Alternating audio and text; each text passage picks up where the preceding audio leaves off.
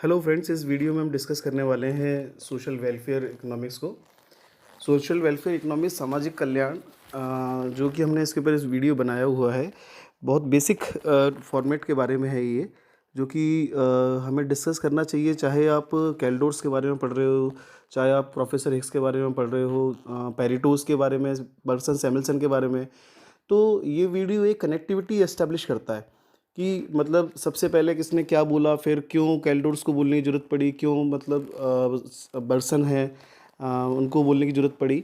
तो ये कनेक्टिविटी के तौर पे एक बेसिक वीडियो है, जो कि एक कहानी के तौर पे हमने डेवलप किया हुआ है।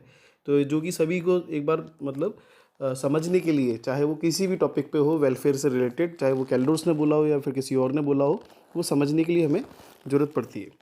चलिए शुरू करें हम यहाँ पे सोशल वेलफेयर कॉन्सेप्ट, जिसमें हम बात करते हैं कि सबसे पहले एसीपीयू थे और एसीपीयू ने वेलफेयर के बारे में डिस्कस किया। उसके बाद में पेरिटोज जो थे, उन्होंने इसके ऊपर अपना ओपिनियन रखा। उसके बारे में कंपनसेशन क्राइटेरिया आया। कंपनसेशन क्राइटेरिया में कैल्डोर सेक्स जो थे, साइटस का थे, उन्होंने काफ़ी हद तक चीज़ों को बोला।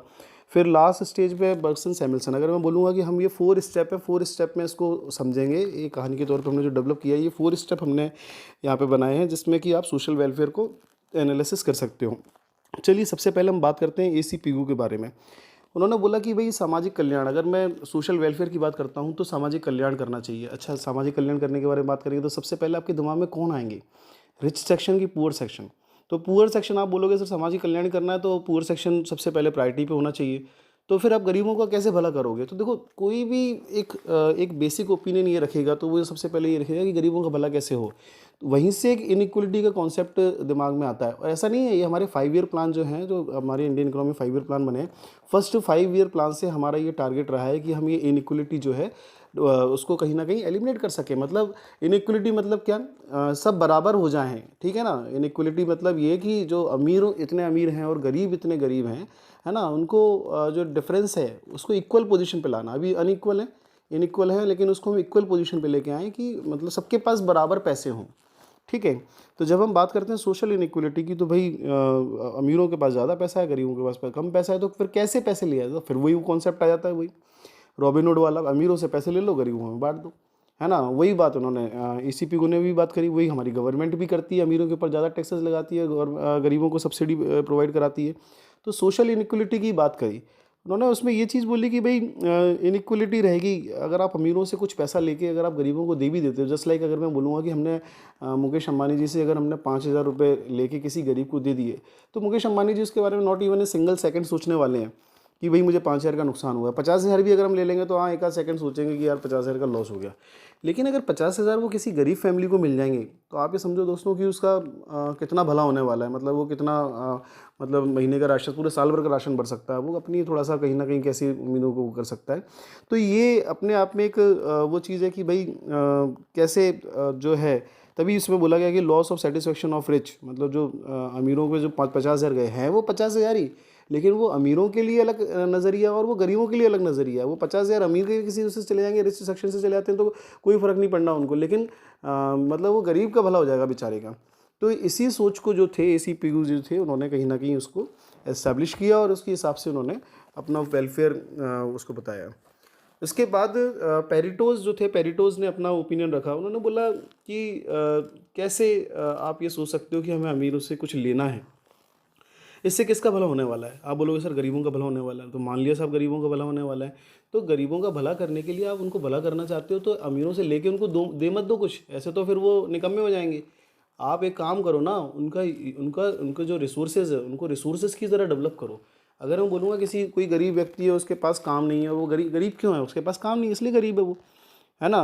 तो आप उसको काम दे दो, जॉब दे दो, उसको कोई एम्प्लॉयमेंट दो, या फिर आप उसको कुछ सिखा दो, कुछ वो प्रोडक्शन में वो करने लगे। तो ये सॉल्यूशन नहीं है। ये विल्फ्रेडो पेरेटो का कहना था, काफ़ी पॉपुलर इटालियन इकोनॉमिस्ट रहे हैं ये। और उन्होंने ये कहा है कि ये सॉल्यूशन नहीं कि अमीर से लिया और गरीब को दे दिया। फिर एक टाइम पे अमीर भी बोलेंगे कि हमसे ही क्यों ले रहे हो, हमारा जो टैक्सेस का पैसा है वो हमारे वेलफेयर पे भी यूज़ होना चाहिए। ये तो कोई तरीका नहीं होगा कि अमीर से ले लिया, गरीबों को दे दिया आपने, ऐसे तो गरीबों का वो होगा। आप उनको एक रिसोर्सेज की तरह डेवलप करो, और रिसोर्सेज की तरह डेवलप करते करते आप उसमें वो करो। तभी यहाँ पे विल्फ्रेडो पेरेटो ने बोला, never do harm to anyone, किसी को नुकसान नहीं पहुँचाना है ना। And make some people better is an improvement. अगर आप उनको कुछ, जो गरीब हैं उनको आप कुछ बेहतर कर दोगे, आप उनको एजुकेशन दे दो, आप उनको एजुकेशन दे दोगे तो वो किसी लायक बन जाएंगे, कुछ ना कुछ काम करेंगे, प्रोडक्टिविटी करेंगे। अब आप सोचो कि मुकेश अंबानी जैसे अब जो कमा रहे हैं वो तो कमा ही रहे हैं, ठीक है। अगर आप उनकी कमाई से अगर आप गरीबों को देने वाले हो तो कोई मतलब नहीं है। मुकेश अंबानी जो कमा रहे हैं वो कमा रहे हैं, और पता पड़ा कि कोई ये गरीब गरीब मतलब वो है, आपने उसको एजुकेट कर दिया, वो भी एंटरप्रेन्योर बन गया और वो भी कमाना चालू कर दे, तो हमारे देश की जीडीपी कहाँ पहुँच जाएगी। Population is a big problem for India and China as well. दोनों के लिए पॉपुलेशन बड़ी प्रॉब्लम है, लेकिन चाइना में प्रोडक्टिविटी बहुत ज़्यादा है। चाइना में हर कोई बंदा प्रोडक्शन में इन्वॉल्व रहना, कहीं ना कहीं डायरेक्टली इनडायरेक्टली रहना चाहता है। यहाँ पे इंडिया में ऐसी ना जाने कितनी बड़ी पॉपुलेशन है कि जो मतलब प्रोडक्टिविटी जिसकी बिल्कुल है ही नहीं है, ज़ीरो प्रोडक्टिविटी है। तो ऑब्वियस सी बात है कि ऐसी पॉपुलेशन को आप प्रोडक्टिव बनाओ। इसलिए उन्होंने सोशल ऑप्टिमम की बात करी, पेरिटोज ने सोशल ऑप्टिमम की बात करी कि हर चीज़ का ऑप्टिमम यूटिलाइजेशन होना चाहिए, optimum utilisation of resources, product, assets, हर चीज़ का प्रॉपर यूटिलाइजेशन होना चाहिए, ठीक है। तो ये बात हुई यहाँ पे जो एसी पिगू थे और पेरिटोज की। अच्छा, एसी पिगू को ओल्ड वेलफेयर इकोनॉमिक्स के नाम से जाना गया कि इनकी जो थी वो पुरानी सोच थी। वो भी सी बात है कि थोड़ी पुरानी सोच है कि अमीरों से लिया गरीब को दिए, तो बहुत सालों से होता चले आ रहा है। लेकिन पेरिटोज ने जो नया कॉन्सेप्ट दिया उसको न्यू वेलफेयर इकोनॉमिक्स के नाम से जाना गया, जो कि नो डाउट काफ़ी बेहतर था और एक प्रोडक्टिविटी की बात करता था। इसके बाद फिर आते हैं कैल्डर्स कंपनसेशन क्राइटेरियन। कैल्डर्स कंपनसेशन जो थे, उन्होंने ये बात बोला, उन्होंने बोला कि यार हमें ये सोचने की ज़रूरत नहीं है किसका नुकसान हुआ किसका फ़ायदा हुआ। उन्होंने बोला नेचर जो है ना, प्रकृति जो है वो सबको अगर कुछ लेती है तो कुछ देती भी है, ठीक है। एक सिंपल वे में आप ये समझिए कि आप बोलोगे कि मतलब कोई एग्रीकल्चर लैंड है ना, खेती की ज़मीन है, उसके ऊपर एक हाईवे निकल गया, ठीक है। जैसे यमुना एक्सप्रेस वे बना हुआ है दिल्ली से आगरा के लिए, ठीक है, तो वहाँ बना हुआ है किसानों की ज़मीन के ऊपर यमुना एक्सप्रेस वे बनाया हुआ है। अब आप बोलोगे कि इसमें तो मतलब ज़मीन जो है उसमें ख़राब हो गई या फिर आप एक्सप्रेस वे निकल गया, तो जो कैल्डर्स बोलते हैं वो बोलते हैं कि कहाँ ख़राब हुई है, उसके आसपास की उसकी कीमत बढ़ गई, ज़मीन की जो थी वो कीमत बढ़ गई। आप बोलोगे कि वो किसान का नुकसान हुआ है, वो किसान का नुकसान मान लिया, चलो 1 बीघा चला गया किसान का सड़क बनाने में, लेकिन जो बाकी के जो बीघा बचे हुए हैं उसमें तो कहीं ना कहीं उसकी जो वैल्यू जो थी, खेतों की कीमत थी, वो खेतों की कीमत बढ़ जाएगी।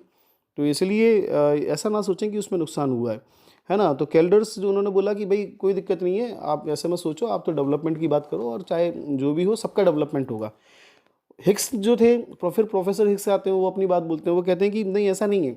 जैसे अगर यमुना एक्सप्रेस वे की हम बात करें तो हम इसी को इस तरीके से समझें कि अगर खेती की ज़मीन पे अगर उन्होंने रोड अगर बना दी है, तो जैसे वो जेपी ग्रुप ने बनाई है वहाँ पे यमुना एक्सप्रेस वे, तो उनका ये कहना है कि जेपी ग्रुप के ऊपर हम टैक्स लगाएं।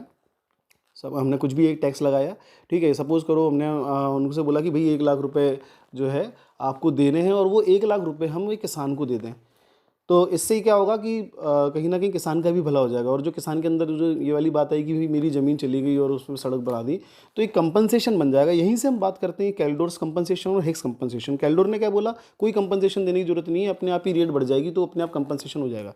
लेकिन प्रोफेसर हिक्स ने क्या बोला कि नहीं, कंपनसेशन दो, एक से लो दूसरे को दो, ठीक है।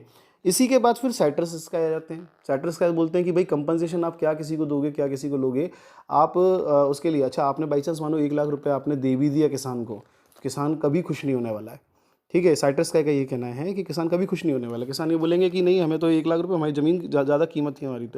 तो आप उनको सेटिस्फाइड करने के लिए आप ये बोलो कि चलो हम आपको एक काम करते हैं, जैसे एक फ्लैट देने की कोशिश करते हैं, एक फ्लैट देते हैं हम आपको, अब आप खुश हो क्या, तो किसान बोलेगा कि हाँ ठीक है, मुझे मेरी ज़मीन गई तो कम से कम मुझे रहने के लिए घर मिला, है ना।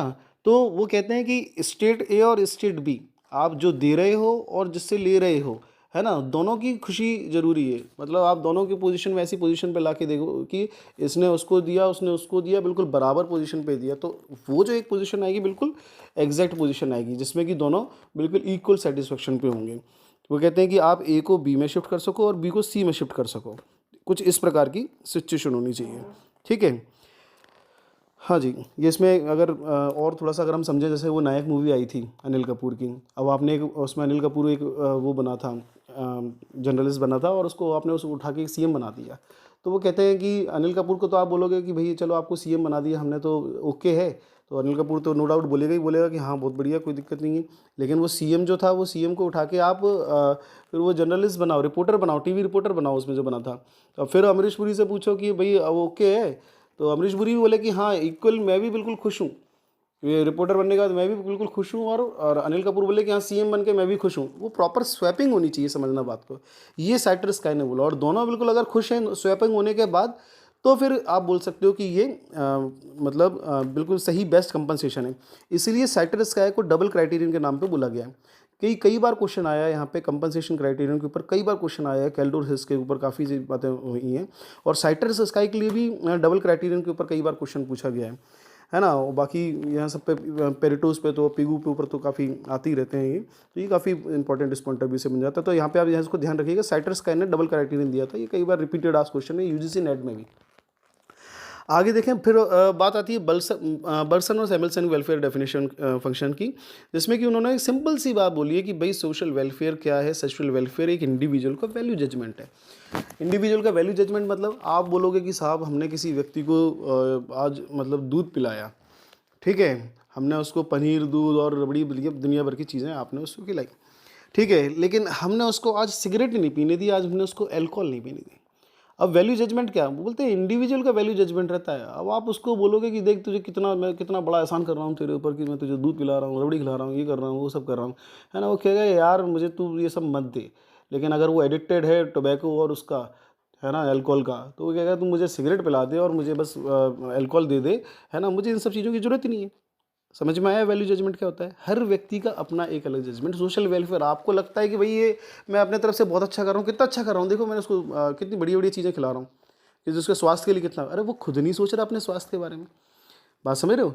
इसलिए वैल्यू जजमेंट जो है, वैल्यू जजमेंट इंडिविजुअल का, ये कहना था वेलफेयर से रिलेटेड बर्सन सैमुअल्सन का, कि हर जगह का अपना एक वेलफेयर होता है, हर व्यक्ति का अपना एक अलग वेलफेयर होता है, हर बंदे की अपनी एक अलग सोच होती है। तो आप वेलफेयर की बात करते हो तो हर बंदे को अपने ऊपर छोड़ दो कि भाई उसको अपना क्या बेहतर चाहिए, ठीक है। फिर जब हम बात करते हैं कि वही welfare depends on on variable, सभी चीज़ों के ऊपर रहता है, कंजम्पशन, डिस्ट्रीब्यूशन, हर चीज़ के ऊपर। आप ऐसा नहीं सोच सकते कि भाई हमने बिहार के लिए 100 करोड़ रुपये दे दिए, ठीक है, हमने उड़ीसा के लिए 100 करोड़ रुपये दे दिए, हमने महाराष्ट्र के लिए 100 करोड़ रुपये दे दिए तो सबका भला हो जाएगा। नहीं, वहाँ के लोगों की क्या सोच है पता पड़ा, आपने बिहार के लोगों को 100 करोड़ दे दिया, कहीं और के लोगों को आपने 100 करोड़ दे दिए, लेकिन अगर वो मतलब डेवलपमेंट अगर नहीं करना चाह रहे हैं तो फिर वो डेवलपमेंट नहीं कर सकते। कई छत्तीसगढ़ में कई ऐसी जगह हैं जहाँ पे मतलब नक्सलाइट एरिया है, आपने उनको चाहे जितने पैसे दे दो, आप वो अपना डेवलपमेंट नहीं चाह रहे, मतलब नहीं चाह रहे, आदिवासी हैं, नहीं चाह रहे, उनका अपनी परंपरा में उसमें मज़ा आ रहा है, पुराने तरीके से रहने में मज़ा आ रहा है, ठीक है। आगे फिर हम बात करते हैं, इसलिए उन्होंने बोला बेस्ड ऑन ऑर्डिनल अप्रोच। ये जो सोशल वेलफेयर होता है ये ऑर्डिनल अप्रोच के ऊपर सोशल वेलफेयर होता है, जिसमें कि सारी चीज़ों को आप ऑर्डर वाइज रखना पसंद करते हो। जैसे कि सबसे पहले किसको वेलफेयर करना है, सबसे पहले जो गरीबों का वेलफेयर करना है, ठीक है, फिर उसके बाद किसी और स्पोर्ट्समैन हो गए उनका वेलफेयर करना है, उसके बाद एक्टर्स का वेलफेयर करना है, फिर क्रिकेटर्स, मतलब इस तरीके से आप ऑर्डिनल अप्रोच में रख सकते हैं। तो दोस्तों ये एक पूरा एक कंप्लीट ओवरव्यू है जो कि हमने कहानी की तरह समझने की कोशिश करी है। आप उसको एक बार माइंड में सेट करके, मैं एडमिट करता हूँ कि मैंने जैसे पेरिटोज है, पेरिटोज के ऊपर बहुत सारी चीज़ें अभी नहीं बोली हैं। अगर किसी को ऐसा लगता है डिटेल में वीडियो के लिए तो दे कैन आस्क मी, हम उसको डिटेल में भी वीडियो बना सकते हैं। मानता हूँ कि हमने उसके बारे में नहीं बोला, लेकिन कम से कम इतना तो आपको दिमाग में फिट करना चाहिए। मैंने पहले ही बोला कि एक बेसिक वीडियो है जो कि सभी के बारे में बताते हैं, तो कम से कम आप आगे से जब कोई वो देखोगे या पढ़ोगे तो आपके दिमाग में ये बिल्कुल फिट रहेगा कि हाँ भाई कैल्डोर्स जो थे वो कैल्डोर्स के किस पोजीशन पे क्या आके कैसे कैसे वो था, और उनका बोलने का कारण क्या था, क्यों उन्होंने इस बारे में मतलब थी, ठीक है, हिक्स ने फिर क्या कंट्रीब्यूशन दिया। तो इस तरीके से आप ये वीडियो एक कहानी के तौर पे अपने दिमाग में सेट कर लोगे तो आपको कभी वेलफेयर जो इकोनॉमिक्स है उसमें आपको प्रॉब्लम नहीं आने वाली। बाकी डिटेल अगर आपको लगे तो आप मुझे बताइएगा, तो कौन सी है एक डिटेल वीडियो भी हम लोग इसमें बना सकते हैं। ठीक है friends, thanks a lot for watching the video.